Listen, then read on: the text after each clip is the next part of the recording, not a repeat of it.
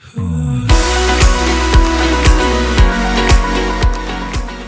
are watching Mentoring Conversations with Neil Jansen, inspiring stories, wise paths. Welcome to Mentoring Conversations with Neil Jansen. In this series, we delve into the journeys of those who have triumphed over adversity. Through compelling and introspective dialogues, we illuminate tales of personal triumphs and the invaluable lessons they impart. Each episode serves as a guiding light for individuals navigating their own paths, offering stories that resonate deeply and insights that inspire.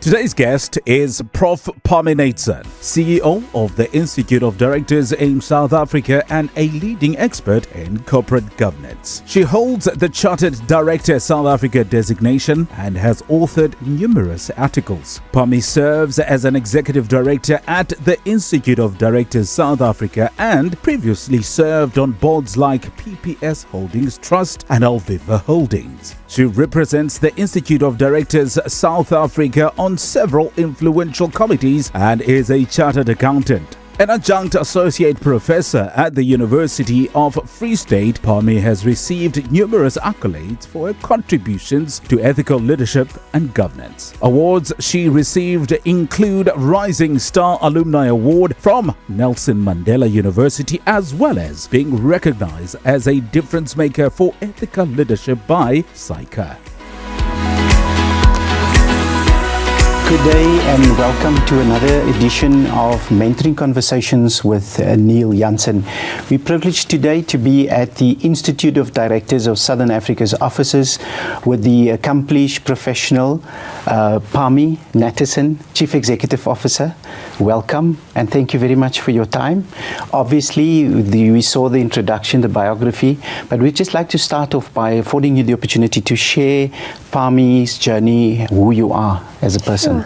Thank you, Neil, and thank you for the invitation. So I don't know how far back to start, but let's just in a nutshell say that, I did quite well academically at school, got a bursary to study. Thought I was going to study computer science, so started a BCom first year, thinking I would major in computer science. It wasn't quite my thing, and by second year I veered off into the finance route. Luckily, it wasn't too much of a change. And then, I got my degree cum laude. Then did my honors degree, started articles at KPMG, one of the big four firms at the time. Learned a lot. It was my first time in Johannesburg. I come from a small town in the Eastern Cape. Okay. Coming to Johannesburg, needing to deal with the roads and the traffic and driving, and we didn't have GPS. I had that old map book that you had to turn many pages to get to the next part of the map as you were going.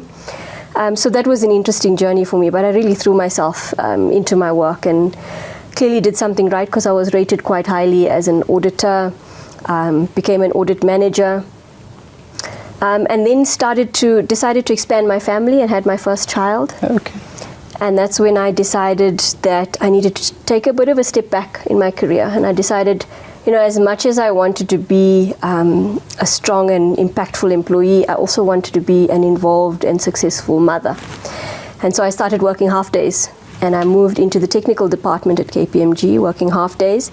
And that's really where this governance bug caught me. So that's where I started. It was then the New Companies Act back in 2008.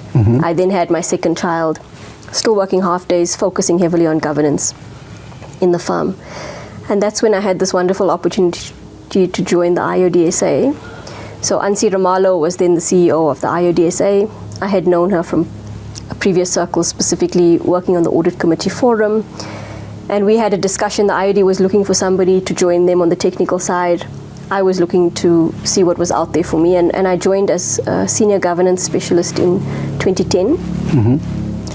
I'm really looking at thought leadership, drafting articles, papers, the forums of the IOD, etc., doing some advisory work. So quite a nice range of opportunities there. And, as my children grew, I became more and more involved and I think wanted to take on more. And that's when I then got promoted in around 2015, I think it was, to Executive Center for Corporate Governance under then Angela Oosthuizen was the CEO. joined the board of the IoD as an executive director at that point. I've been involved in so many initiatives, forums, committees. It's just been so phenomenal to be at the cutting edge of what's happening in the governance space. And then had the opportunity to become CEO from about 2019, became CEO, daunting task, I must say. And of course, my first year as CEO was to deal with the pandemic. So all of a sudden we couldn't be at the office. We had to figure out what we were going to do with our staff, how we're going to run our training, etc. I think that was a bit of a shell shock, but we came out good. I mean, we did really well during the pandemic, and after the IoD has reached great successes in the last couple of years, won numerous awards, as you're aware, really strong financial and non-financial performance that we're very proud of. Yeah. So we're going to talk a lot about corporate governance, the role of boards. But if we can take a step back and interestingly, I'm also from the Eastern Cape, a small town called Credocarizli. Okay. So I'd like you to share with the viewers just your fondest childhood memories and more how the values that was instilled during your childhood has now influenced you as an adult. Sure. So my town was Uitenhage, just outside of Port Elizabeth. Kariga is the new name, eh? Yes, correct. Yeah. So it was a very simple and humble childhood. Nothing fancy, nothing lavish, never had been overseas and all these things that you hear other people had experienced in their childhood.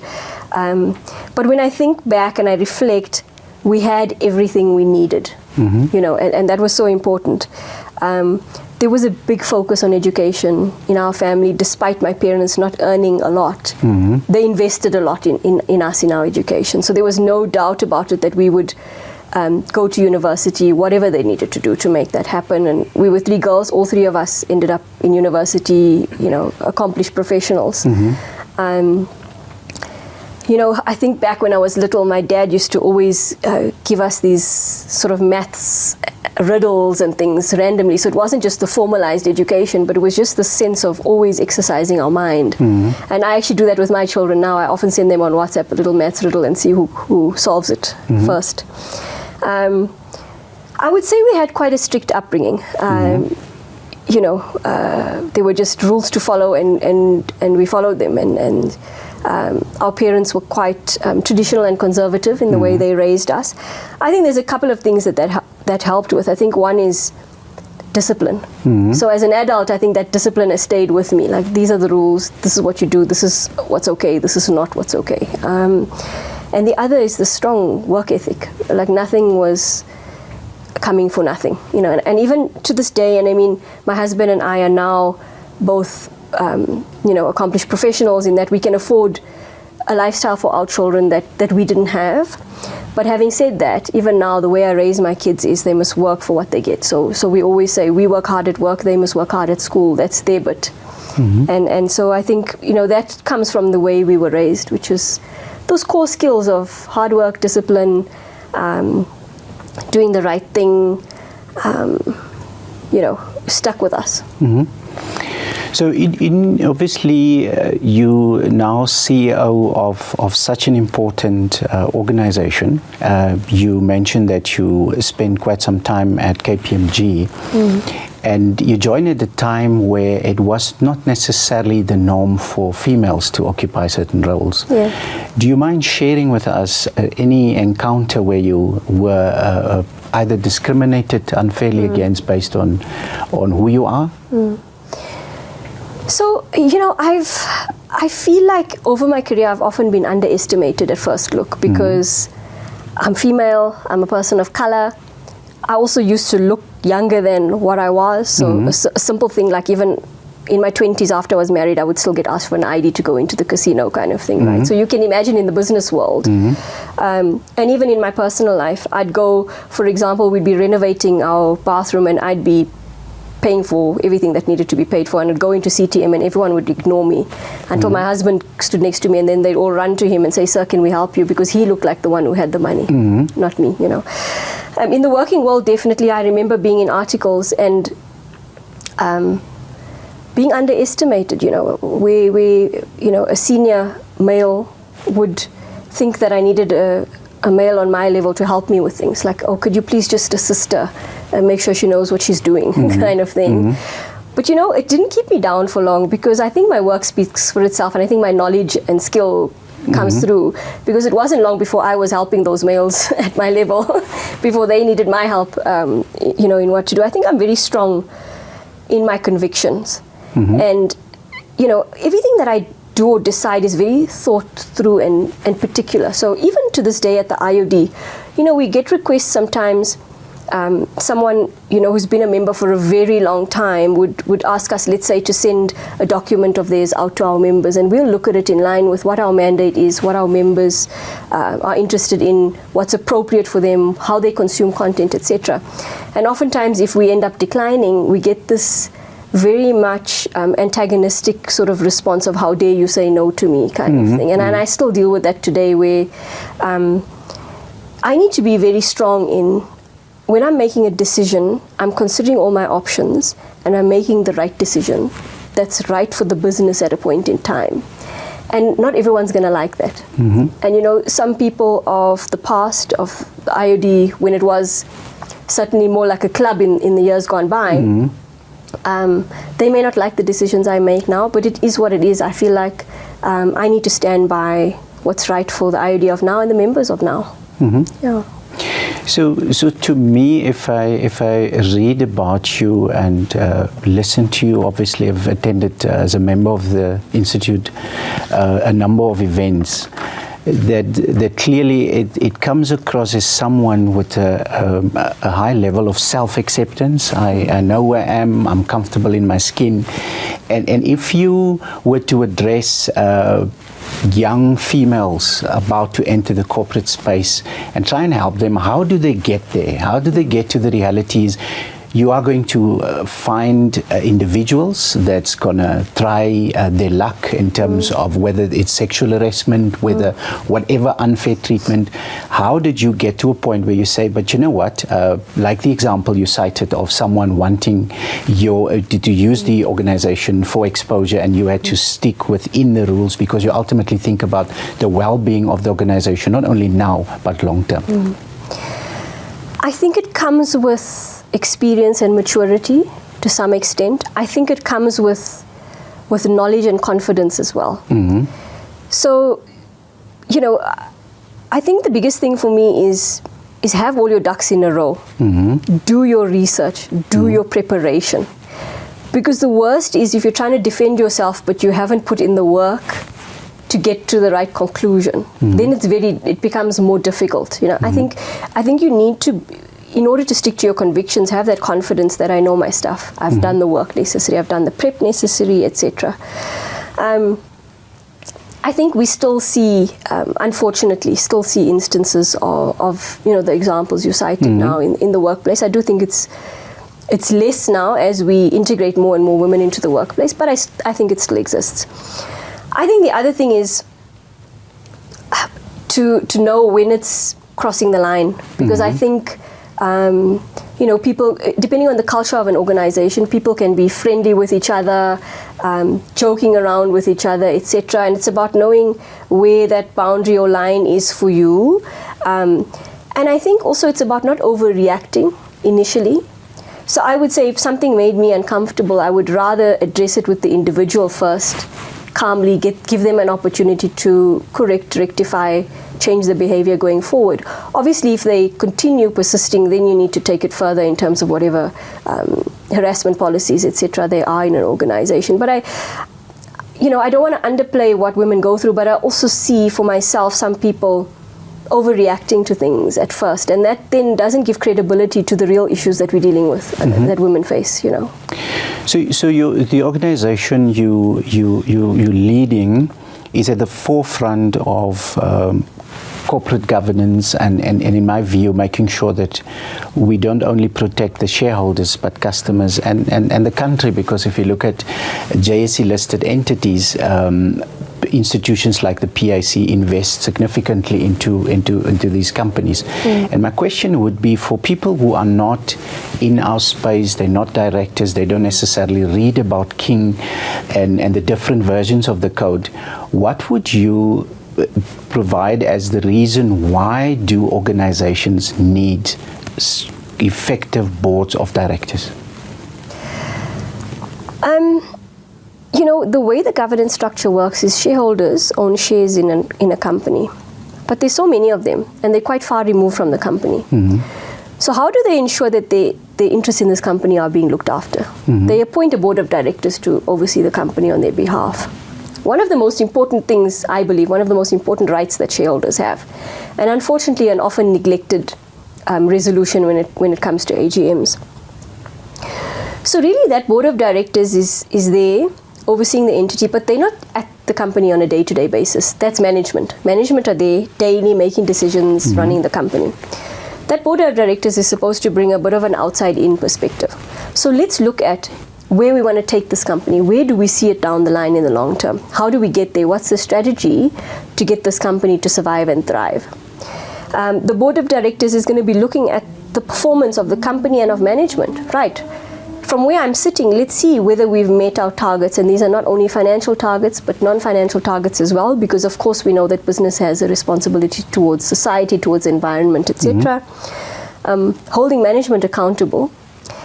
And then also effective control on this business, and that's where you get all your policies and delegation of authority and all those things. So the board of directors is meant to really ensure that there's effective control in the company, that things are being done properly for a good purpose with good controls in place, etc. Ultimately, in the best interest of the company, but as you mentioned, taking the legitimate interests of all stakeholders into account. I think, people feel sometimes that sitting on a board or sitting as a non-executive director specifically seems like a bit of an easy and cushy position to be in for a nice big salary, mm-hmm. etc. I think people don't understand how difficult the job is, because you have little information. Let's say you have 4 board meetings a year. Mm-hmm. You're making decisions based on what's put in front of you by management. You don't know if that information is complete. I often tell people sitting on a board is not just reading what's on the paper and analyzing it. It's about thinking what's not on the paper. What have they not told me? What do I need to ask them? And it's also about getting assurances from other parties. So you have internal audit, external audit, etc., so that you're not just reliant on what management is telling you. So as I say, it's not an easy job. Comes with risk as well, right? There's potential liability for directors if they don't do their job properly. We saw a delinquency case a couple of years ago. So a director could be declared delinquent even and not be able to serve as a director. There's possible reputational damage, and we see it all the time in the newspapers. We saw it in the Zondo Commission, where mm-hmm. certain people were named to say, well, if this happened at this company, how good were these directors? Mm-hmm. And should they be directors? Should they be serving as directors? So I think, in a nutshell, they're really there to look after the best interests of the company. Mm-hmm. So if we can cite the example of a typical Steinhoff and what happened there. I personally lost a lot of money. I'm too embarrassed to to actually share the number. But more, you have this board of directors, they have their meetings, the glossies get published every year, yet Steinhoff happen. Can you help the public, those currently serving in boards, a typical case study of what, in your view, led to, not the detail of Steinhoff, but typically systemically contributed to what eventually happened at Steinhoff? So I think there's a couple of things that come to mind. The first is that no matter how many great laws, rules, code of governance, even policies a company has, mm-hmm. at the end of the day, it boils down to the human beings who mm-hmm. are going to put those into practice, who bring those to life, right? So we're reliant on the behavior of individuals as much as we can have all these things in place. And that's why I'm one of those who believes that more rules is not necessarily the answer. I think in a number of these cases, we saw greed and power. So instead of focusing on what was best for the company and taking into account its stakeholder needs, it was self-interest, really. Mm-hmm. We saw powerful, dominant CEOs mm-hmm. who no one dared to challenge, including the board members. I mean, I recently read Rob Rose's Steinheist again. I read it before many years ago and went back to it now. And it was clear that the CEO would embarrass anyone who questioned him, who disagreed with him, etc. So it seemed to be this fearful culture of not being able to constructively challenge each other. I think organizational culture is very important. if there's an organizational culture of we do the right thing, that will dribble down throughout the organization, you know. But if the culture is let's just do whatever we can to screw everyone over and make everyone think we're doing great when we're actually not, then unfortunately, you know, we see what we saw in this instance. The other big thing, and I mean, it goes back to the question you just asked me about the role of the board of directors and the non-executive directors, is the non-executive directors are supposed to be there to challenge management and to question things and to pick up on the red flags and that sort of thing. We talk a lot about needing diverse boards, right? But when we talk about diverse boards, I don't, in my mind, just think about diversity of race, age, and gender, right? I'm thinking of diversity of background, of thought, of experience, and that sort of thing. Now, unfortunately, what we saw in many of these instances, and Steinhoff is particularly, was this concept of groupthink or buddy mentality, where the board of directors seem to all know each other and think in a similar fashion. And what happens when you have that is people are not challenging each other. So if you and I think pretty much the same, we're probably going to come to the same conclusion because we come from the same background, we may be all accountants or whatever it is. And that's where you need this diversity of thought for someone else to come in and say, but hang on, I know you're saying this, but what about that? I'm not satisfied with that, etc. And I don't know how well that was happening, you know. The other issue is this whole hierarchy and accountability. I mean, a CEO is meant to be accountable to their board, and it seems like the CEO was more powerful than the board in these instances. And you often see that in other companies as well. In our public sector in South Africa, you see that far too often because ministers are appointing CEOs instead of letting boards appoint CEOs in our public sector. Yeah, then you mentioned at some point around, you know, Steinhoff could have had the most perfect annual report and glossy saying all the right things. And unfortunately, what we see far too often in these disclosures that company makes is it feels like it's cut and paste disclosure. It feels like they're saying what you want to hear, not necessarily what's actually being lived in the company. And that's where it becomes so difficult to us as a stakeholder, because when you're reading it, what do you believe? Because remember, the governance reporting is not necessarily assured. So no one's checking what you're saying there. And people are saying all the right things. I mean, I picked up a listed company where 3 board members resigned and they were replaced by 3 others, and I couldn't help but notice the 3 who resigned were men and the 3 that replaced them were men. So I went onto their website and I saw it's 100% male board, right? And I'm thinking to myself, okay, but it's a listed company. That means they're supposed to have a policy for gender diversity on their board and targets for how they're going to reach, or targets that they're going to set for themselves of how they're going to bring, or when they're going to bring women onto the board.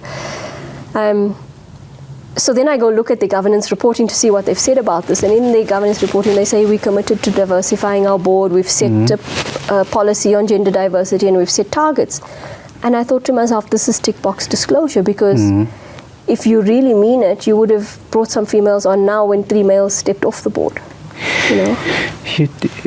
And something that could potentially be seen to be controversial is the whole selection process of directors, where I can recall during my days as an executive, where you can clearly see these 3 people served on this retail company's board as chairpersons of committees.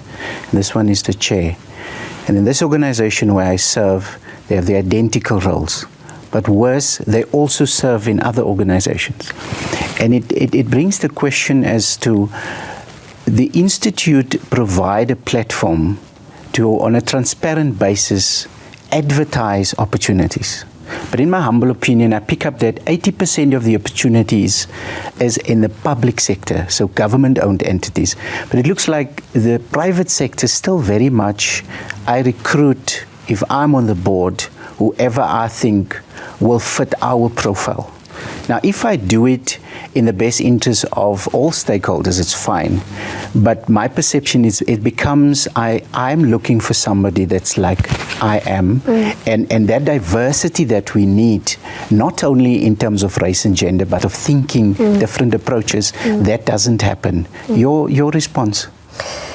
I'm totally aligned to that view. Unfortunately, many non-executive director positions are still filled by word of mouth around the boardroom table. So they'll say, okay, we've got a vacancy, we need someone on our audit committee, does anyone know anyone? The problem with doing it that way is that people will find people who are similar to them because they're already in their circles. Most likely, in the same profession as them, work together on another board or in another organization, etc. I do see some organizations using search firms to find candidates, which I think is better because I think it opens up the nets wider. But I think if we ultimately want to get to these diverse thinking boards, we're going to need to just open up and be willing to bring on people who are not necessarily known to us in our circles. I do think there's merit to that. Just in terms of how boards get appointed, I think apart from the fact that I think we need to open up and look at where we're getting candidates from, I think the other very important thing that I often raise is this concept of the due diligence that must be conducted, and I think it's often neglected. And it goes both ways. So a company should be doing a detailed due diligence on a candidate before bringing them on. And the due diligence, it's not just to say, oh, well, our chairman knows this person, so he should be okay, right? It's going into qualification checks, criminal checks, credit checks. I mean, we do all these things when we employ people into our company. Why don't we do it when they're joining our board? It goes even further, though. I would say reference checks and track record and social media checks even. How does this person engage out there in the public? What are their social and personal competencies and skills to serve on this board adequately? All of those things are so important. And then the other thing I often tell people is it's a two-way street. So it's not only the company choosing you, it's also you choosing the company. Because I find our members are so eager and keen to join boards as non-executive that they think it's one-sided and they're hoping the company chooses them. And it's like, pick me, instead of saying, well, is this a company that I want to be aligned to? Does the values of this company speak to my values? Is this a company I'm going to be able to make a contribution to? Are they going to be willing to take constructive input from me? Or am I just there to tick a box and they just want another female of color who's just going to keep quiet and go along with what they say? All those things are so important when taking on a position. So is it not time that we set a minimum statutory standard for directors? You can share with the viewers, for example, that through the institute you could either be trained to become a certified director, chartered director, but I tell you, I am still shocked at people who've served on boards for 10 years and you join that board or board committee, and then you can clearly see they don't understand the basics of the King Codes. I saw on the social media page that you had engagement with, I think it was a portfolio committee in Parliament. Can you share with us where are we with setting that minimum standard?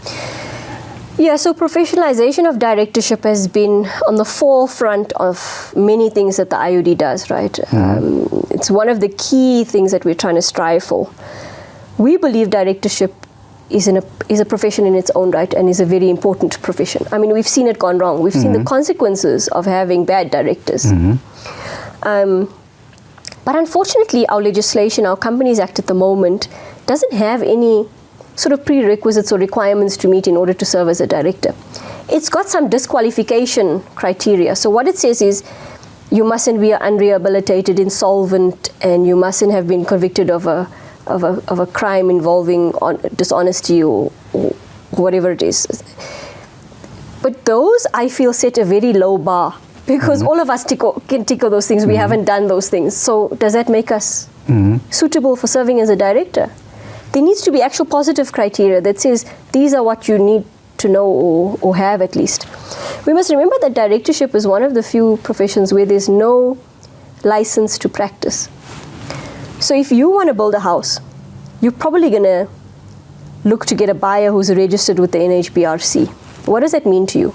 It means the person has the skill to do the job. It means the person probably needs to keep up to date with the latest techniques, etc., because there's CPD requirements for any profession. It means the person is bound by a code of conduct, right? So they have to conduct themselves in a certain manner, and you can go and complain to that entity if they don't. It also means that probably the license can be removed if they've breached that code of conduct. Now, this is exactly what we're trying to put into place for directorship. At the moment, anyone can serve as a director. They don't need to belong to the IOD or any other professional body for that matter. They don't have a code of conduct that they're bound by necessarily, and they don't have a license to practice. The only mechanism really that we have in our law at the moment to hold directors accountable is delinquency. The problem with delinquency is it takes someone else to have the time, money, evidence, and energy and inclination to take an application to court to have someone declared delinquent. Now you tell me, how often are we going to see this happen? And also, sorry to interrupt you, is the bar is also high for you to justify that this individual is potentially delinquent. So in the past, 10 years, we've seen one delinquency case maybe, because it's just not practical to have enough evidence and the money and the time and effort to see these things through. If there was a license to practice, like I mentioned, the builder, or let's say a doctor, the Health Professions Council, then that could be a mechanism to have people held accountable. We at the moment, for our members, whilst membership of the IOD is voluntary, do have a disciplinary regulations, and we have a code of conduct. And what that means is if a complaint gets laid against one of our members or one of our designees, as you mentioned, we can run a process of determining whether they breached our conduct and what the sanction then should be. And that sanction could include removal of membership or removal of a designation of an individual, which is then a signal to the market to not appoint that individual.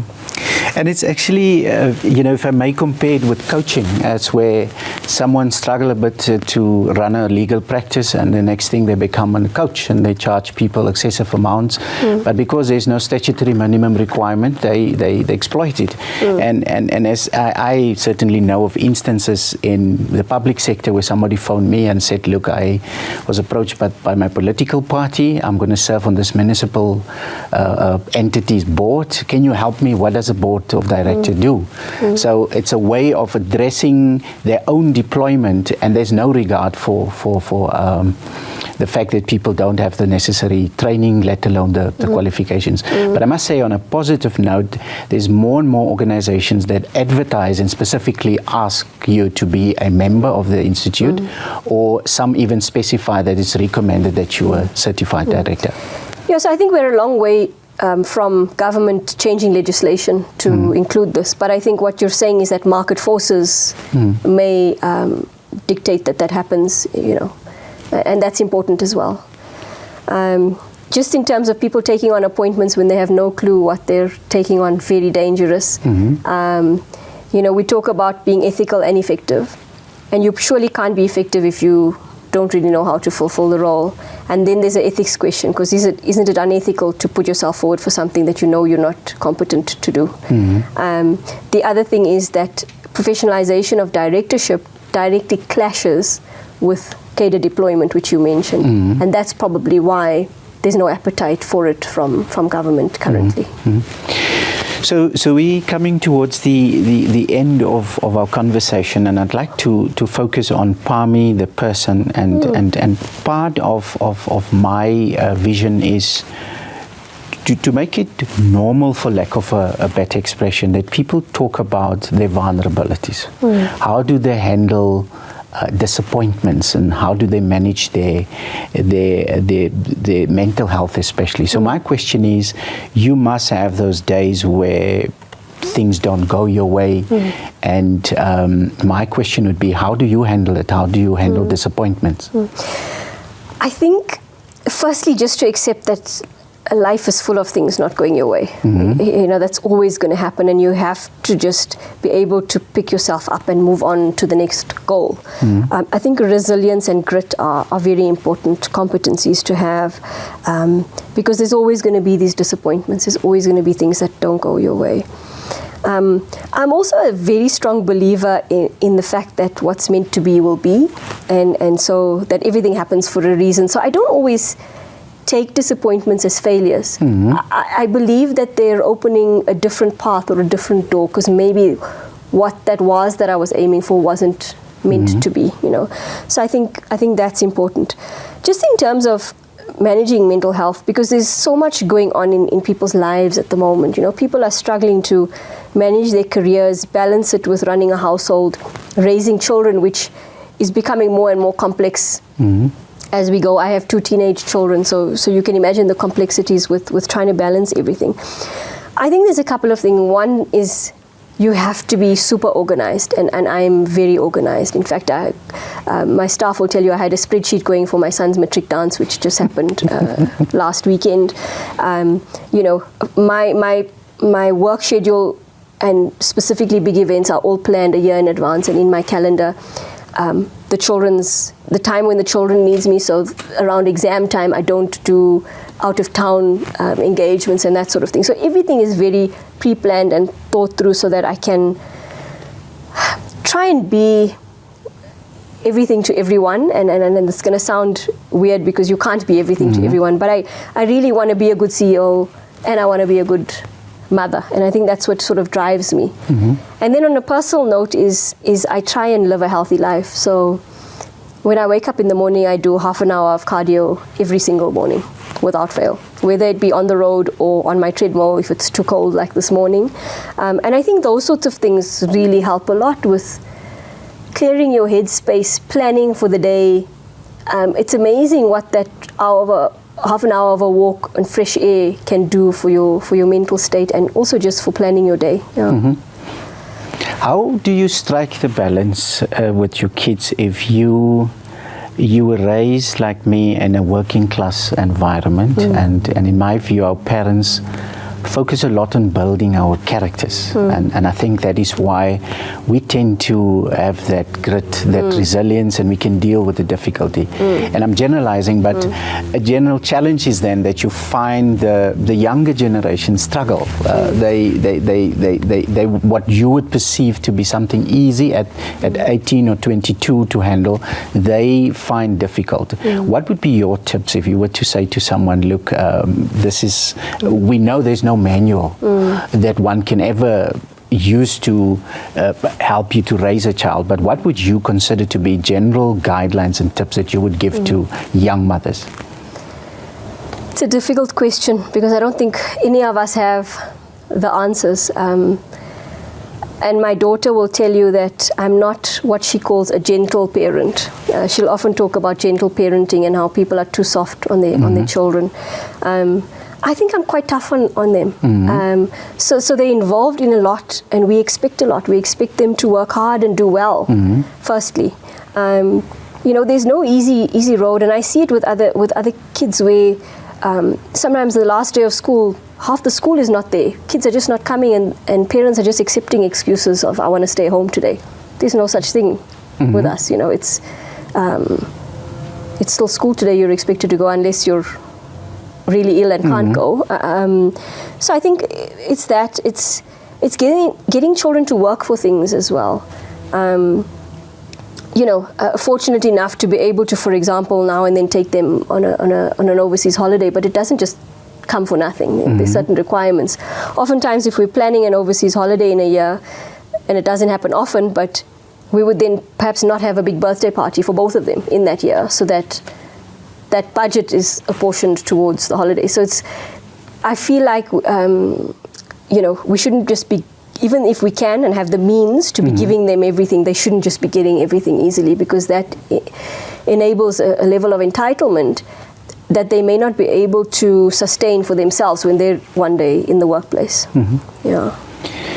Parmi, so we're concluding with the question, you without a doubt as a member, I can say the service that we receive from the Institute is professional. The name out there is up there. I'm proud to be a member.